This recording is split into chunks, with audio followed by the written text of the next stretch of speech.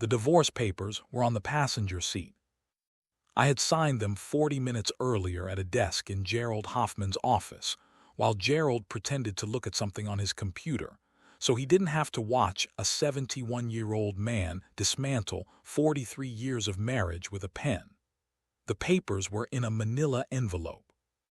The envelope was unsealed because I had opened it twice in the parking garage to look at my signature, to make sure it was real, to make sure the hand that had built locomotives and raised children and held my wife through every hard thing we had ever faced together had actually done this.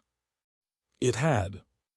The rain was hitting the windshield in the specific way that rain hits windshields when the weather has decided to be appropriate to the occasion. I sat in the truck, and I did not start the engine, and I watched the water run down the glass in rivers, and I thought about Evelyn. Not about what she had done. About the way she laughed at something on the radio on Tuesday mornings when she thought I wasn't listening. About the specific sound of her in the kitchen before I came downstairs, the sound of a person who had made their peace with early mornings and was comfortable inside them. About the photograph she had hidden from me 3 weeks earlier in the kitchen at 2 in the morning when she thought I was asleep. I started the engine. I want to tell you what I did next, and I want to tell you what I found when I did it, because what I found that night did not only change what I believed about my wife, it changed what I believed about myself. And at 94 years old, sitting in the same house we shared for 50 years, I am still sitting with the weight of how close I came to being the kind of man I spent my entire life believing I was not. Stay with me. I was born in a town small enough that everyone's business was everyone's business, and I left it at 18 to work the railroads and never quite went back. I had the specific confidence of a man who had learned early that his hands could solve most problems, that if something was broken, you found the fault and fixed it, and if something needed building you measured twice and built it right, and that the application of patience and precision to any situation produced the correct result. That confidence served me well for most of my life. It served me very badly in the weeks before that rainy night in Gerald Hoffman's parking lot. I met Evelyn on a Thursday evening in October 1954 at a dance hall in a town I was passing through on a work assignment. She was wearing a green dress, and she was laughing at something her friend had said, and she had the kind of laugh that does not perform itself. That arrives completely naturally, without management, the laugh of someone who has not yet learned to be careful about what she lets other people see. I asked her to dance. She said she would think about it. I stood beside her for 45 minutes while she thought about it. We were married 14 months later. What we built across the 43 years between that dance hall and Gerald Hoffman's parking lot was not a remarkable life in any external sense. We raised 2 sons in a house outside a coastal town called Blackwater Cove. I worked the railroads for 30 years and then worked maintenance for the county for 12 more. Evelyn ran the household, raised the boys, volunteered at the library, made friends easily and kept them for decades. We were not a passionate couple in the cinematic sense. We were something more durable than passionate. We were habitual. We had built so many shared rhythms across 4 decades that our lives had become genuinely intertwined at the level of daily function. I knew which coffee cup was hers. She knew which silences meant I was thinking, and which meant I was upset, and which meant I was simply tired. We had learned each other the way you learn a piece of machinery you have worked with long enough. Not just what it does, but how it sounds when something is slightly wrong. Which is why I noticed. The first thing was the phone. Evelyn had never been a person who treated her phone as private. She left it on the kitchen counter, answered it in whatever room she was in, had never in 43 years carried it away from a conversation the way some people do. Then one Tuesday morning in March she stepped out of the kitchen while she was talking. Not into another room, out of the kitchen, down the hallway, the door pulling mostly shut behind her. I stood at the stove and listened to the silence where her voice had been. She came back 4 minutes later. "Who was that?" I said. "Just Margaret," she said. Margaret was her friend from the library committee. I said nothing, but I noticed. The second thing was the Sunday trips. Evelyn had always gone to church on Sunday mornings. She had gone to the same church for 30 years and come home by noon, and we had eaten lunch together and spent the afternoon in the particular comfortable way of a Sunday with nothing pressing. Then in February she started coming home later. Not dramatically later, 40 minutes, an hour. She was pleasant when she arrived. She offered no explanation because I did not ask for one, and she had no reason to expect that one was required. The third thing was the crying. I woke at 2 in the morning on the first Thursday of April and reached across the bed and found it empty. I lay still for a moment. Then I got up. She was in the kitchen, standing at the counter with her back to the doorway, holding something I could not see.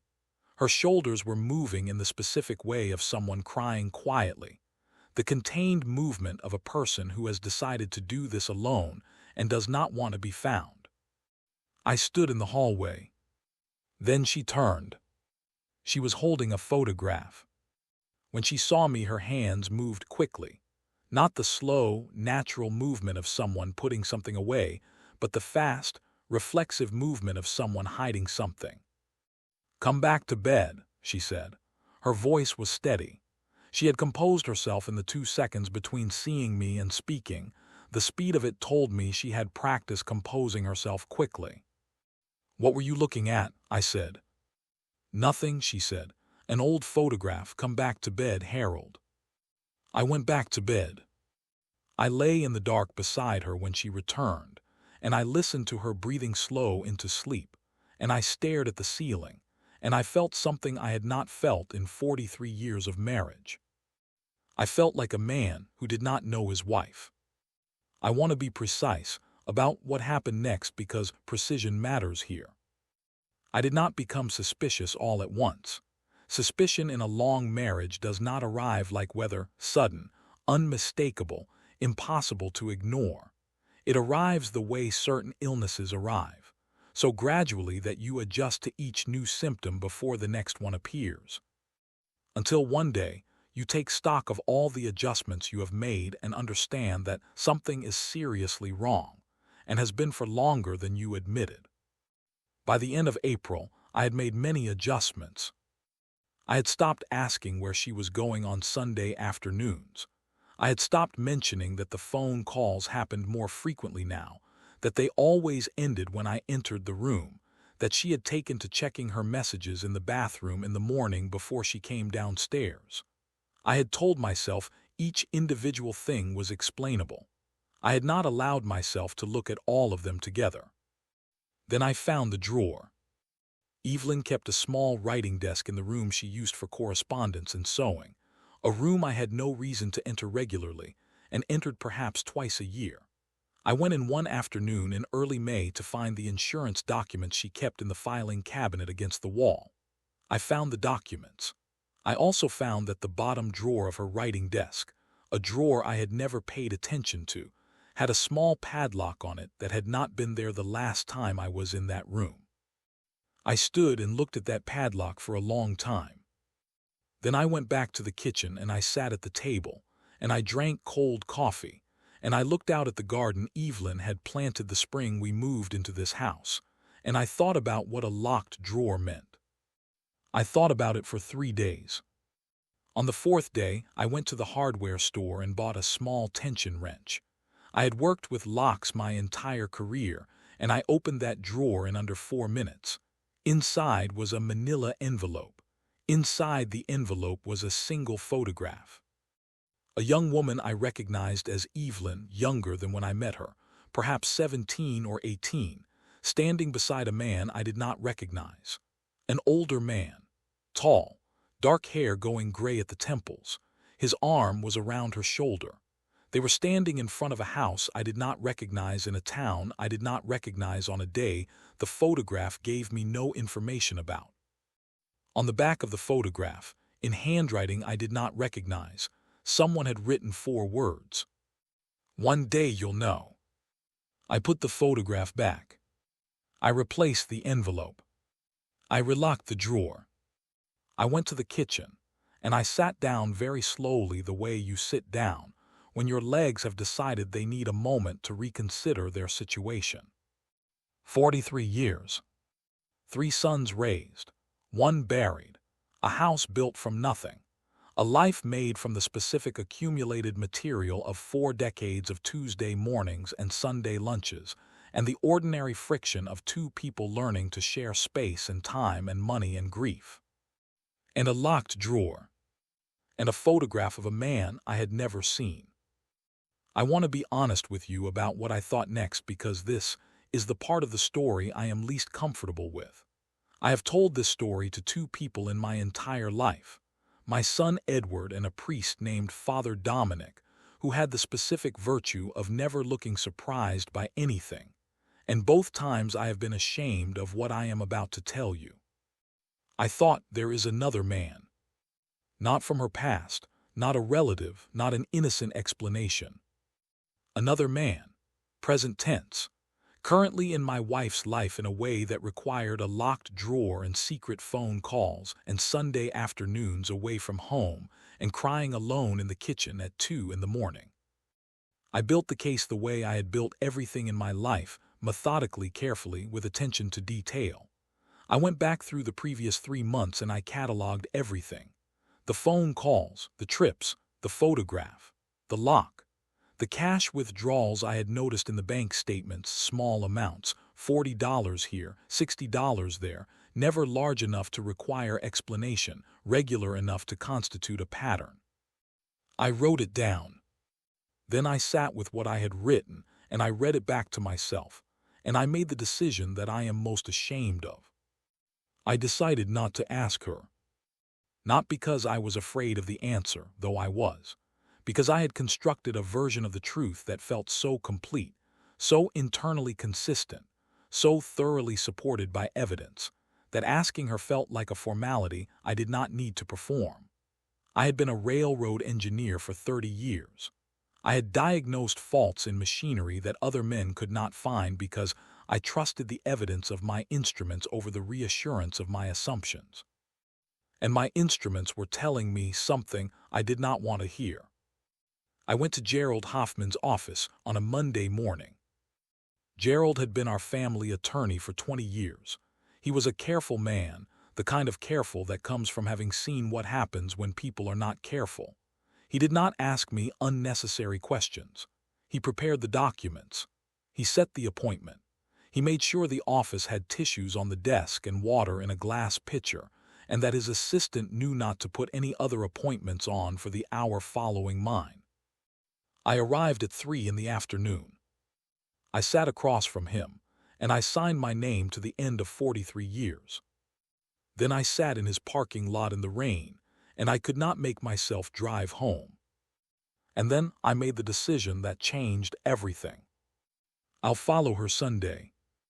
I told myself it was for confirmation, that I needed to see what I already knew before I handed her the envelope.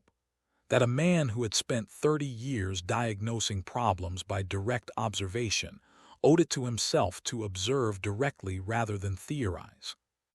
I know now that I was hopping to be wrong. I did not know that then. Then I told myself I was being thorough. The following Sunday, I parked 2 streets away from our house, and I waited. She left at 2 in the afternoon. I gave her 3 minutes and then I followed. The town of Blackwater Cove is small enough that following someone requires more distance than following someone in a city, fewer cars, fewer turns, more open road. I kept far back. Evelyn drove the way she always drove, carefully, unhurried, the manner of someone who has decided that arriving 5 minutes later is a reasonable trade for arriving without anxiety. I stayed 200 yards behind her and watched her taillights through the rain. She did not drive into town. She turned south on the coastal road, away from town, away from the church, away from every place I had been cataloging in my mental ledger of her Sunday absences. The coastal road ran for 12 miles before it connected to the county highway. I had driven it hundreds of times.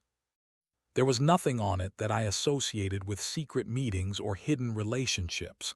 A gas station, a roadside produce stand that closed in winter, a stretch of marshland that nobody visited, and eventually the turn towards Silver Pines. Silver Pines. I knew what Silver Pines was. Everyone in Blackwater Cove knew what Silver Pines was. It was the hospice facility that had opened 8 years earlier on the south side of the county. A low white building set back from the road behind a stand of pine trees that gave it its name. The kind of place that the community acknowledged with respect and generally tried not to think about too specifically. Evelyn's indicator came on. She turned into Silver Pines. I pulled over on the shoulder and sat for a moment. A hospice. My wife was spending her Sunday afternoons at a hospice facility. I had built a case so carefully. I had assembled evidence so methodically. I had signed papers and sat in a parking lot in the rain and followed my wife 12 miles down a coastal road, and she had turned into a hospice. I did not understand what this meant, and I did not yet know that understanding it would cost me more than my suspicion had. I gave her 10 minutes, then I parked and went inside. The woman at the front desk looked up when I entered. "Can I help you?" she said. "I'm visiting a patient," I said. "An older man, I don't know the room." She looked at me with the specific expression of someone who has been trained to be helpful and is encountering an obstacle to helpfulness. "Do you have the patient's name?" I did not have the patient's name. I had a photograph and a 4-word inscription and 43 years of marriage, and a manila envelope with my signature on it sitting in the glove compartment of my truck in the parking lot. "Reed," I said. It was the name on the back of the photograph. I had not consciously registered it until that moment, the way you know things you did not know you knew until you need them. "Mr. Samuel Reed," the woman said. "Room 14, down the hall, second left." I walked. The hallway smelled the way hospice hallways smell, clean in a way that is not quite the same as the clean of other buildings, a cleanliness that has something underneath it that no amount of institutional detergent fully covers. The lighting was gentle. The doors were mostly closed. From somewhere behind one of them, I could hear the low sound of a television. "Room 14. The door was not fully closed. I stood in the hallway and I looked through the gap. Evelyn was sitting in a chair beside the bed. Her back was to me. The man in the bed was the man from the photograph, older now, thinner, the particular thinness of someone whose body has begun the process of departure. His eyes were open. He was looking at my wife. I watched them. They were not speaking. They were simply present with each other in the way of people who have run out of the kind of words that fill silence and have arrived at the kind of silence that does not need filling. Then Evelyn spoke. "I still don't know if I can forgive you," she said. Her voice was quiet, not angry, the exhaustion of someone who has been carrying a question for so long that the anger has burned away and left only the weight. The old man looked at her for a long moment. "You don't have to," he said. His voice was thin, the voice of a man for whom speaking had become effortful. "I didn't come back for forgiveness. I came back because I was dying and I didn't want to die without you knowing I came back." Evelyn said nothing. "Your mother told me you were better without me," the man said. "She wasn't wrong." I pushed the door open. Evelyn turned. The expression on her face when she saw me was not the expression of a woman caught in something she should not have been doing. It was the expression of a woman who has been carrying something very heavy for a very long time and has just been asked to carry something additional. "Harold," she said. "Who is this?" I said. The old man in the bed looked at me with the patient eyes of someone who has very little left to spend on pretense. "My name is Samuel Reed," he said. "I am Evelyn's father." The room was very quiet. "Her father died," I said. 50 years ago, she told me he died." "I know what she told you," Samuel Reed said. "She told you what her mother told her, and her mother told her what was easiest." I looked at Evelyn. She was looking at her hands. "How long?" I said. 3 months, she said quietly. "He contacted me through the hospice in February. He found me through it doesn't matter how. He found me." February. The phone calls that began in February. The Sunday afternoons. The locked drawer. The photograph with the inscription. The cash withdrawals, not for a lover, for a dying man who perhaps needed something, for the small expenses of visiting someone in a facility, for the particular costs of reconciling with a ghost. I had built an entire case. I had signed my name to the end of my marriage. And my wife had been spending her Sunday afternoons sitting beside a dying man who had abandoned her 50 years ago and was trying, in the only time he had left, to explain why. I sat down in the chair on the other side of the bed. Nobody spoke for a long time. Samuel Reed died 11 days after that afternoon. But before he died, he told us something that made what I had already learned feel like the beginning of a longer story, rather than the end of a short one. He asked the nurse to bring a box from the closet in his room. It was a shoebox, worn, taped shut, the tape yellowed with age. He held it in his hands for a moment before he gave it to Evelyn. "Open it," he said. Evelyn opened it. Inside were letters, dozens of them, perhaps 50, perhaps more, envelopes addressed in the same handwriting as the inscription on the photograph, addressed to Evelyn, every one of them unopened. "I wrote to you," Samuel said, "every birthday, every Christmas. Your graduation, I found out where you were going to school, and I wrote to you the week before. When you got married, I wrote. When your mother told me you had a son, I wrote." Evelyn was looking at the envelopes with an expression I had never seen on her face before. Not grief exactly. The specific shock of discovering that a story you have told yourself your entire life is missing a chapter.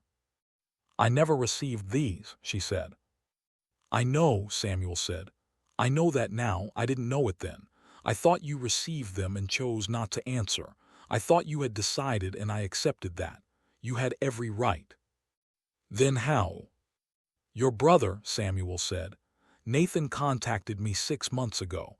He had found letters in your mother's things after she passed, all of them. Every letter I sent, she had kept them. Every one. She never gave them to you." The room was very quiet. Evelyn sat with the box of unopened letters in her lap, and she was completely still in the way that people are completely still when something very large is reorganizing itself inside them. "She told me you were better without me," Samuel said again, "and she made sure of it." But I sat in my chair on the other side of the bed, and I thought about Martha, Evelyn's mother, a woman I had known for 38 years, a woman I had respected and in many ways admired, a woman who had given me the impression of being practical and strong and devoted to her daughter's well-being, a woman who had intercepted 50 letters, who had allowed her daughter to believe for 50 years that her father had left and never looked back, who had built a version of the truth so complete, so internally consistent, so thoroughly maintained that it had never occurred to Evelyn to question it. I thought about my own version of the truth, the one I had built in April and May, the one constructed from phone calls and locked drawers and Sunday absences and the testimony of my own certainty. The case I had assembled so carefully and trusted so completely that I had not asked my wife a single direct question in 3 months. I thought about the manila envelope in my glove compartment. "Evelyn," I said. She looked at me. "I need to tell you something." She waited. I told her. I told her about the phone calls I had noticed and the locked drawer I had opened and the photograph I had found and the conclusion I had reached without asking her. I told her about Gerald Hoffman's office. I told her about the parking lot and the rain and the 45 minutes I had sat with the signed papers before I followed her. I told her everything. She listened without interrupting. That was characteristic of Evelyn. She had always been a listener rather than a reactor, someone who received information before responding to it, who did not allow the arrival of a hard thing to prevent her from hearing it completely. When I finished, she was quiet for a long time. Samuel Reed had fallen asleep during my confession, or had given the appearance of sleeping, which in a man that close to the end of his life may have been the same thing. "You signed papers," Evelyn said finally. "Yes," I said. "Without asking me." "Yes." She looked at the box of unopened letters in her lap. "My mother spent 50 years protecting me from a truth she decided I couldn't handle," she said, "without asking me." The sentence arrived in the room and stayed there. "I know," I said.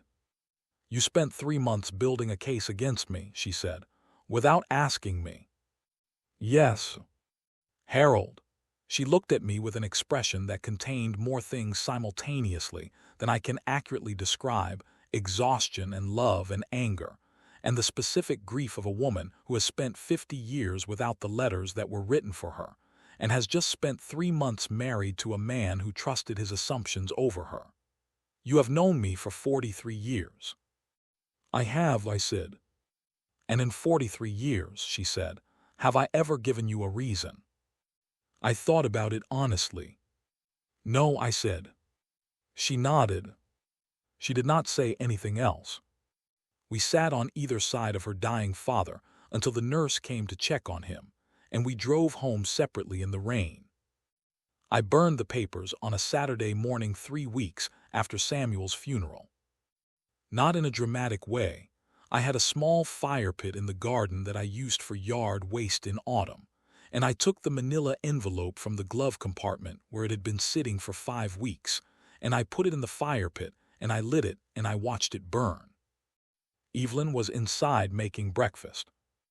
I came in when it was done and sat at the table, and she put coffee in front of me without being asked, and sat across from me, and we ate in the specific comfortable silence that 43 years of Tuesday mornings produce. She never mentioned it again. Not once, in the 23 years between that morning and the morning I sat beside her bed and held her hand while she left me, not once did she raise it, not as an argument in a disagreement, not as evidence in a moment of frustration, not as a wound she needed me to acknowledge repeatedly. She had heard my confession. She had understood it. She had accepted it with the quiet grace of a woman who understood, perhaps better than I did, what it costs a proud man to admit he was wrong. I have been less gracious with myself. At 94 years old, I still think about that parking lot, about the rain, about the 45 minutes I sat with my hand on a manila envelope containing the signature that would have ended my marriage, based on evidence I had assembled without asking my wife a single question. I think about what I almost did. I think about Samuel's box of unopened letters and Martha's 50 years of quiet management and my own 3 months of careful certainty, and I understand that the impulse is the same across all 3 of us. The impulse to decide what another person can handle, to build our version of the truth and trust it more than we trust the person standing in front of us. Samuel decided Evelyn was better without him. Martha decided Evelyn was better without knowing.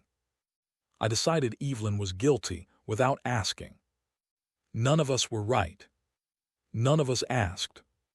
If this story reached something in you, if it found the question you have been carrying about someone you love, someone you suspected, someone you decided something about without quite giving them the chance to tell you themselves, like this video. 1 second. It puts this in front of someone who is one conversation away from a decision they will carry for the rest of their life. Subscribe to Critical Hour. Every week there is a story here told for the people who are still in the middle of something they haven't named yet.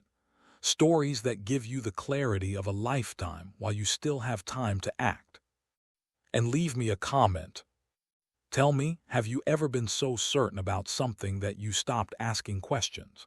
Have you ever built a case against someone you loved and trusted the case more than the person. Tell me honestly, because the most dangerous lies we tell are not the ones we tell other people. They are the ones we tell ourselves. And sometimes we do not discover the truth until we have already followed someone 12 miles down a coastal road in the rain to a place we were never supposed to find.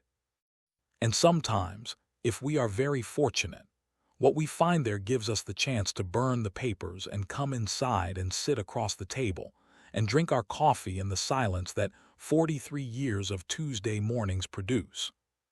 And say nothing, because nothing needs to be said. Because she already knows. She always knew.